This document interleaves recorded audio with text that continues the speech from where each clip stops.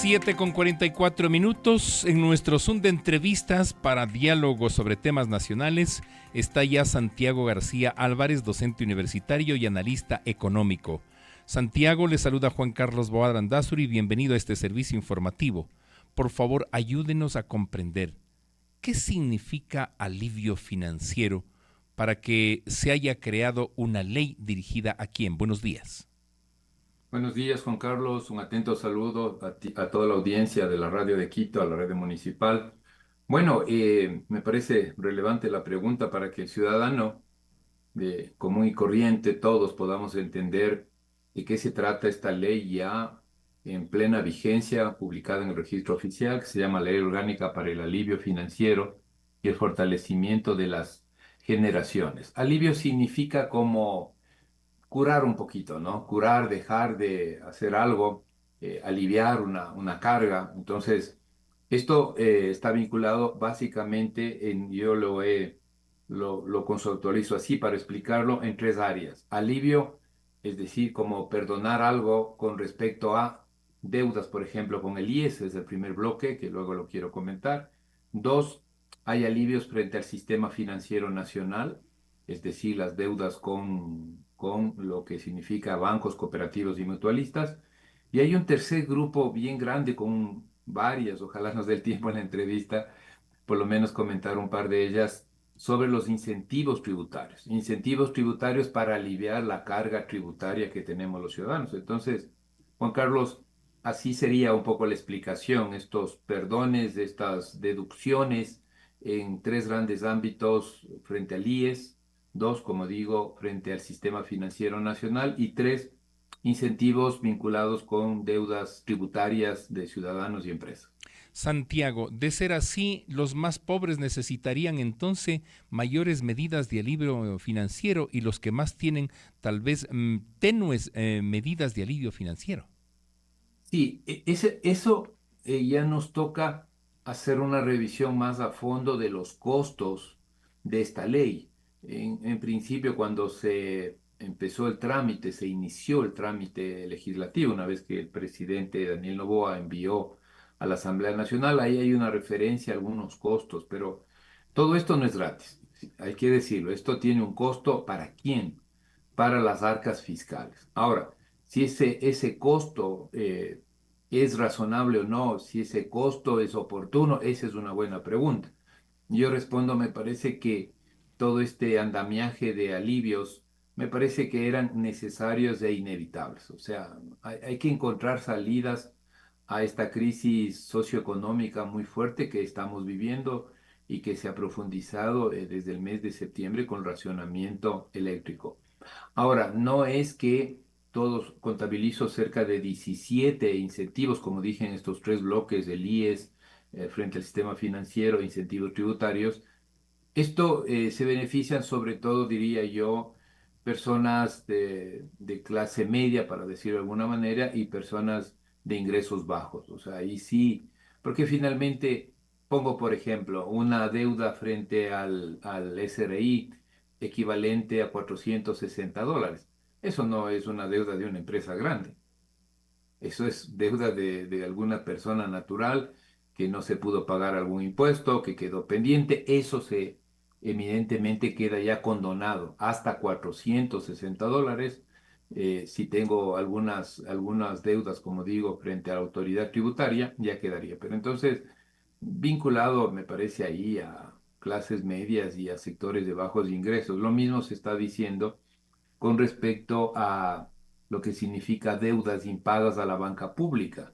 También ahí seguramente son negocios pequeños, campesinado que tiene ya, ¿no es cierto?, registrado como deuda impaga, entonces se va a hacer una condonación. En fin, va por ahí, ¿no? Esto no, y quisiera adelantar un criterio, esto no son medidas de reactivación económica, va por el otro lado, por el lado de poner como un dique, digamos, ¿no? ¿Cómo decirlo? Una barrera de que la crisis no se expanda y que, ¿no es cierto?, de alguna manera los ciudadanos y algunas empresas, sobre todo de la base económica, puedan decir, bueno, siento un poco de alivio porque tengo posibilidad de aplazar un pago, que me condonen un interés, en fin. Entonces va por esa línea, ¿no? No se trata de una ley, no esperamos que esto reactive la economía, en fin, sino, como digo, esta contención de la crisis, de que en algo alivie lo que estamos pasando los ecuatorianos. Y en eso sí quiero ser firme. No estamos en proceso de recuperación, como han dicho algunas autoridades, no. Pero bueno, es importante, como digo, y era necesario este conjunto de disposiciones que hoy ya son una realidad en vista de que este 9 de diciembre ya fue publicada esta ley. Santiago habló de un costo para las arcas fiscales. ¿Cuál es el monto de ese costo que se convertiría en beneficios para cuántos beneficiarios? Eso no lo tengo, esa información. Le comentaba que se hacían unos valores aproximados, pero yo creo que una vez que, porque hay que recordar algo, Juan Carlos, lo que envió el presidente de la República fue tratado en la Asamblea y en la Asamblea hicieron muchas modificaciones. A mí me parece algunas con mucha razón de ser. O sea, ahí creo que ha actuado, digamos, cierta inteligencia política en, ¿no es cierto?, en tomar decisiones e incluir en la ley. Entonces, quedo en deuda acá con el programa La Radio de Quito para, si me invito otra vez, tener las cifras y bueno, y esto finalmente cuánto le cuesta al erario nacional. Pero mencionó algo, por ejemplo, que hay que mirar hasta dónde puede llegar. Por ejemplo, hay un periodo de gracia de 3 meses para los créditos hipotecarios, que no, ¿no es cierto? Que no puedo pagar porque tengo un crédito hipotecario. Puede ser una persona que nos está oyendo acá a este importante medio de comunicación y dice, bueno, yo tengo un crédito hipotecario y no pude pagar las últimas cuotas. Entonces se da, ¿no es cierto?, una gracia de 3 meses. Eso tiene un costo financiero para el BIES, no es gratis, pero tendremos que mirar, o las autoridades tendrán que mirar, bueno, al final, ¿cuánto puede costar eso? Porque una cosa es pagar y otra cosa es diferir. Entonces, Juan Carlos va por ahí, ¿no? Ujú. Y como decía algo de inteligencia política, por ejemplo, dice, si yo tengo una deuda ante el IES, puedo cruzar esa deuda, está en un artículo puntual, puedo cruzar esa deuda frente al IES mediante mis fondos de reserva. A mí me causa, ¿no es cierto? Digo, está bien, o sea, es lo razonable, lo racional. Por eso decía, en buena hora que la Asamblea hay que reconocer, me parece que se hizo un buen trabajo. El presidente al presentar, me parece que puso un poco el dedito en la llaga y dijo, bueno, aquí hay que buscar algunas alternativas. Y me parece que la Asamblea, cuando legisla y un poco no se mete en temas, ¿no es cierto?, ya electorales como tal, que tiene todo el derecho, pero lo primero es lo primero, había Ujú. que sacar bien esto y me parece que hay que reconocer de doble lado, me parece que sí es un buen aporte en estos momentos difíciles. Santiago, el ciudadano común y corriente que pertenece a la clase media baja, sobre todo baja, se preguntará, ¿y este alivio financiero a mí en qué me beneficia? ¿Y cuándo? ¿En Claro, qué tiempo? claro. Ahí, como digo, la mejor explicación que yo puedo hacer, y voy a intentarlo, es que si esa clase media baja y hacia abajo, hacia ingresos tiene varios incentivos. Menciono algunos. Por ejemplo, si tenemos la suerte hoy, el privilegio de esa familia, esa persona, tiene un empleo formal, me beneficio de 5 posibilidades en el IES. O sea, de alguna manera. Porque también hay que recordar que las clases medias son emprendedores, tienen su negocio. Por ejemplo, el primero, clase media baja, jóvenes, afiliados al Seguro Social. Pueden recibir de manera casi automática, rápida, el seguro de desempleo. No es para todos los ciudadanos, Juan Carlos, y vale a la aclaración.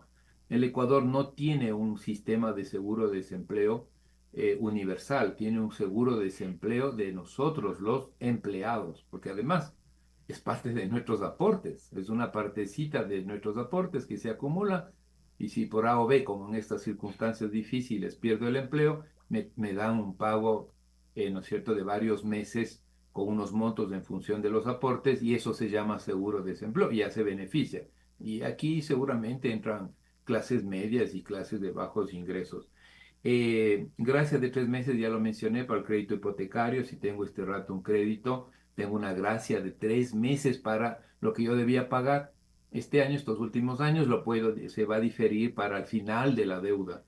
Tercero, una pequeña empresa, si no ha pagado los aportes patronales de noviembre y diciembre, la pequeña industria de la CAPEIPI, por ejemplo, Cámara de la Pequeña Industria de Pichincha, entonces tiene que saber que no tiene responsabilidad patronal, porque si no le caen las multas, las sanciones, no.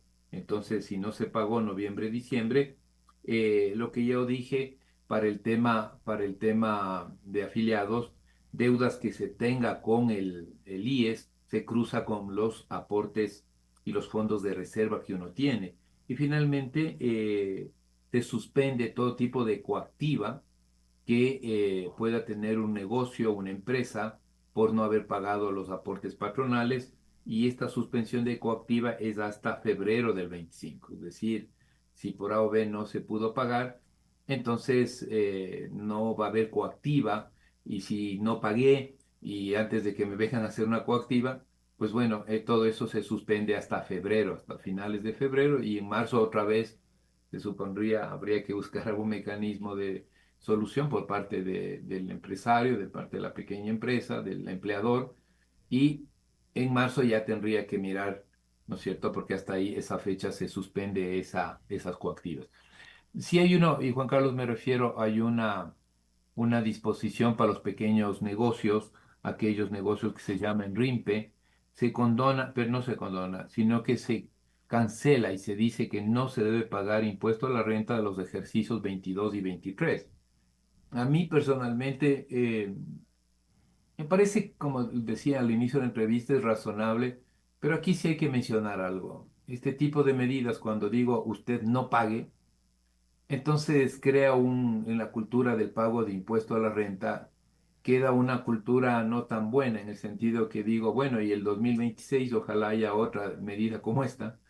Y entonces como que se golpea esa cultura de pagar impuestos. Pero insisto, yo lo que diría, al menos esperemos que el SRI, si bien ya está esto y se diga está bien, los negocios RIMPE no les ha ido bien estos 2 últimos años, pero por lo menos que se registre la deuda y Mm. que quede eso, ¿no? El mensaje directo a ese beneficiario de que, dadas las circunstancias, el pueblo ecuatoriano sacrifica ingresos y se le dice, bueno, no pague.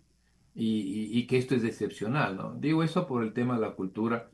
Nos falta también los ciudadanos, obviamente, en la medida de nuestras posibilidades, pues siempre asumir ese pago, eh, ¿no es cierto?, ciudadano, los impuestos al municipio, los impuestos nacionales, porque somos ciudadanos de esta república. Así Pero en es. fin, está así y ya se beneficia una gran base de pequeños negocios vinculados con el RIMP. Santiago, dos inquietudes. La primera, ¿por qué la ley de alivio financiero toma en cuenta al Banco del Instituto Ecuatoriano de Seguridad Social, si ese no es un banco público, sino un banco de los afiliados, que tiene que sacrificar ingresos en un momento crítico para los afiliados, jubilados Es y activos? súper buena la pregunta, Juan Carlos. A ver, si hay una excepción cuando se dice, tengo aquí, con donación de intereses que están en mora, con donación de intereses sobre cargos de deudas en mora con la banca pública, no es cualquier deuda en mora, sino que está en reestructuración y refinanciamiento y que me atraso, ¿sí? Ujú. Y está expresamente, excepto el BIES. Entonces ahí lo hicieron Ya. bien los asambleístas, Otra, porque, ya, sí. otra importante inquietud. Alberto Acosta Burneo, también analista económico, señalaba que esta ley de alivio financiero está hecha exclusivamente para un grupo privilegiado de ciudadanos. Pero yo allí complemento, ¿por qué no se creó paralelamente la ley de solidaridad financiera que se aplique a los grandes deudores de la banca, a los grandes deudores del Estado, a la gente que sí tiene dinero? Ahora, pero ahí ya no comparto la idea de Alberto Acosta, porque acabo de mencionar, son 17 medidas de alivio. 5 medidas de las 17 están en el IES, con el tema de, ¿no es cierto?, de lo que es, eh, yo tengo a mi favor un saldo en fondo de reserva, por favor, eso pague y pago lo que yo debo en el IES. El tema del seguro de desempleo. Quizás se refiere a eso, de que estos alivios, estos 5 alivios en el seguro social, somos los privilegiados, será ese el mensaje. Pero privilegiado, ese es nuestro trabajo. Y si es una persona de la escala social y tiene un trabajo en una empresa y limpia los pisos y gana el salario básico y esto entra por ahí, o sea, ¿dónde está el privilegio? Mm, Quizás el privilegio, como digo, en el contexto nacional, sí, quizás trato de entender ese argumento. Sí somos privilegiados los que tenemos un trabajo formal, los que estamos afiliados al Seguro Social. Pero Juan Carlos, he sido muy claro, son uno sobre el sistema financiero nacional y ahí sí no se distingue en general quién debe, quién tenemos una deuda, una tarjeta de crédito como profesional no he podido pagar este mes o el mes anterior. Y entonces ahí el rango no es de privilegiados, es el rango de gente común y corriente que tenemos los servicios financieros y finalmente los incentivos tributarios, ya netamente, digamos, con la actividad económica, que son la mayoría, 11 que está de todo ahí, ¿no? Si le debo como lo expliqué hace un momento, si se le debe a la banca pública, excepto el BIES, si le debo al SRI, si, ¿no es cierto? También hay condonación de intereses frente a la Agencia Nacional de Tránsito, si se condona, ¿no es cierto?, intereses y multas frente a los municipios, a los GATS en general, pero no se extingue deuda, por ejemplo, ahí es bueno aclarar, en el articulado dice, bueno, si se le debe al Consejo Provincial de Pichincha e incluso esa tasa de movilidad, entonces no se extingue, debe pagar hasta hasta junio del 25, ¿sí? Y si sí. usted paga, ahí sí no le cobro las multas, los intereses, los sobrecargos. Entonces, no sé, habría que preguntar un poquito más por qué esa afirmación de que esta ley va a un grupo súper privilegiado o privilegiado. Con la explicación que he hecho, me parece que hay un poco más de amplitud, no es, ¿sí? Ujú. Ahora, con respecto a lo otro, esto no quita, y eso que debe quedar bien claro, y ahí la ciudadanía tenemos que presionar, organizarnos, presionar, y los académicos igual que tiene que hacerse los cobros, ¿no es cierto?, de todo lo que significa impuestos impagos y que están bajo moratoria, bajo juicios, y se habla de 2.500 millones de dólares. Pero eso no quita. Eso también viene, también hay un tema de legalidad, ¿no es cierto?, de lo que significa la seguridad jurídica. Generalmente todos estos temas de los deudas al SRI están bajo juicio legal. Y el Mm. problema es que esos juicios de reclamos del uno y el otro, de no, yo pago, no pago, generalmente toman de lo que yo he escuchado a expertos tributarios hablar de 3 o 4 años. Y entonces como que hay una larga lista de empresas y personas que no pagan el impuesto a la renta porque lo ponen bajo el tema ¿no es cierto?, ¿cómo decirlo?, de juicio jurídico, de juicio legal. Y entonces ahí sí entra los tiempos de la administración tributaria que, como digo, pueden durar de 3 a 4 años. Entonces el SRI le dice a una empresa, tú me debes $100.000. Y la empresa le responde, no, señor, yo solo te debo 80.000.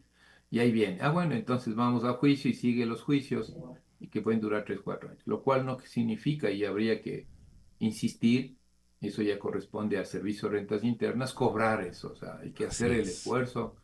También hay otras disposiciones de otras leyes que también han habido, la última también, ¿cierto? De diciembre de este año, perdón, del año anterior, diciembre del año anterior, donde ya también se hizo condonaciones sobre ese tipo de deudas. Así que lo uno no quita lo otro. Estoy de acuerdo, hay que buscar mecanismos para que esas deudas tributarias se cobren. Eso es pueblo, eso es dinero del pueblo ecuatoriano.